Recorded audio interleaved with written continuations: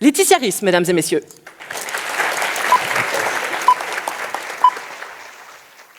Vous comme moi, nous sentons bien que le monde est en train de basculer.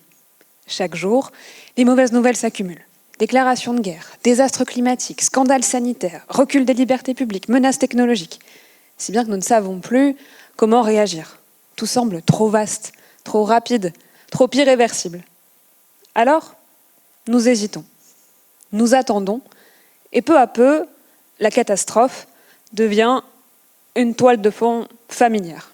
Une fatalité contre laquelle il ne servirait à rien de lutter. C'est ici que la philosophie intervient. Non pour vous rassurer ou nous proposer des solutions clés en main, mais au contraire, pour nous permettre d'affronter ensemble les questions vertigineuses qui se posent aujourd'hui. Que signifie agir quand l'avenir semble condamné? Comment faire face à l'effondrement sans sombrer dans la résignation? Sommes-nous encore capables d'imaginer une autre fin pour notre monde?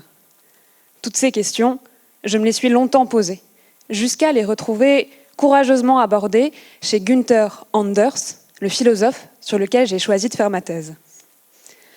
Anders a lui aussi été confronté à un moment de bascule, l'après-Hiroshima. Dans son journal, il raconte qu'il lui a fallu des années pour réussir à nommer ce point de non-retour que l'humanité venait de franchir. Selon lui, depuis l'explosion de la première bombe atomique, le 6 août 1945, nous sommes entrés dans ce qu'il appelle le temps de la fin, c'est-à-dire l'époque dans laquelle nous pouvons, chaque jour, provoquer la fin du monde. Pour lui, c'est même la dernière des époques, car nous disposerons toujours des moyens de nous autodétruire. Je sais, ce n'est pas très réjouissant à entendre.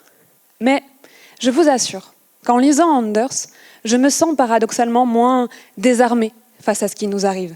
C'est même précisément la finalité de ma thèse, déterminer comment Anders parvient, malgré le sombre diagnostic qui est le sien, à braver la fin du monde. Et en me plongeant dans son œuvre, j'ai découvert un véritable souterrain utopique qui lui permet justement de conserver certains principes d'action. Dans son livre le plus important, voilà justement ce qu'il écrit. On ne doit pas renoncer à ce qui n'est pas impossible. Autrement dit, s'il existe une chance, même infime, d'empêcher le pire, nous avons le devoir de la saisir. Et c'est là tout l'enjeu. Agir, non pas en s'imaginant bouleverser du jour au lendemain le cours des choses, mais parce que renoncer serait déjà une défaite. Au lieu de laisser la catastrophe s'installer, nous pouvons sans cesse la repousser.